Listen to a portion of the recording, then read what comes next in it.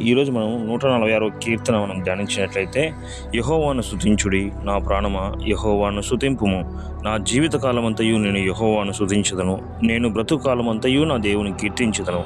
రాజుల చేతనైనను నరుల చేతనైనను రక్షణ కలుగదు. వారిని నమ్ముకొనకుడి. వారి ప్రాణము వెడలిపోను. వారు మంటి పాలగుదురు. వారి సంకల్పములు నాడే నశించును. ఎవనికి యాకోబు దేవుడు సహాయుడగునో, ఎవడు తన దేవుడైన యెహోవా మీద ఆశ పెట్టుకునో వాడు ధన్యుడు. ఆయన ఆకాశమును భూమిని సముద్రమును దానిలోని సర్వమును సృజించినవాడు.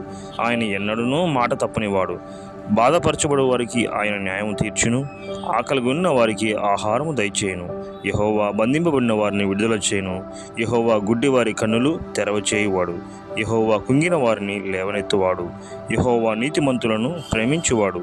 యెహోవా పరదేశులను కాపాడువాడు. ఆయన తండ్రి లేని వారిని విధవరాండ్రను ఆదరించువాడు. భక్తిహీనుల మార్గమును ఆయన వంకర మార్గంగా చేయును.